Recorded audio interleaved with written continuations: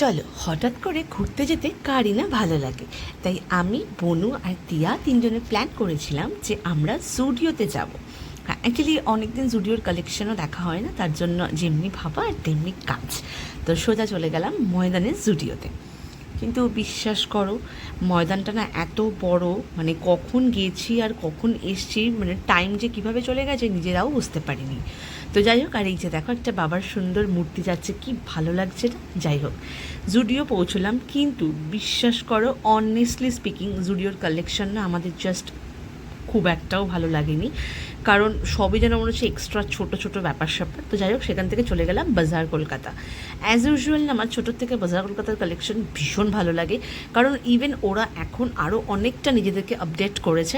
আর সত্যি কথা বলতে ভীষণ ভালো কালেকশন ছিল। আমি দুটো জিনিস নিয়েছি, কী নিয়েছি সেটা সব তোমাদের পরে দেখতে পাবে তোমরা। তো যাই হোক, তারপর তিনজনে মিলে ভীষণ আনন্দ করেছি, ছুটি আনন্দ করার মতন। দিয়াও নিয়েছে, আমিও নিয়েছি, বনুও নিয়েছে। তিনজনে নিয়ে শপিং করে জাস্ট আনন্দ করতে করতে বাড়ি ফিরেছি। আর কত যে রাত হয়ে গিয়েছিল তোমাদেরকে কি বলবো। তো যাই হোক, এইভাবে তিনটে মেয়ে মিলে তিনজনে বেরিয়ে আনন্দ করতে করতে ঘুরে টুরে জাস্ট বাড়ি ফিরেছি। দারুণ গেছে দিনটা। দেখা হচ্ছে পরের ব্লগে।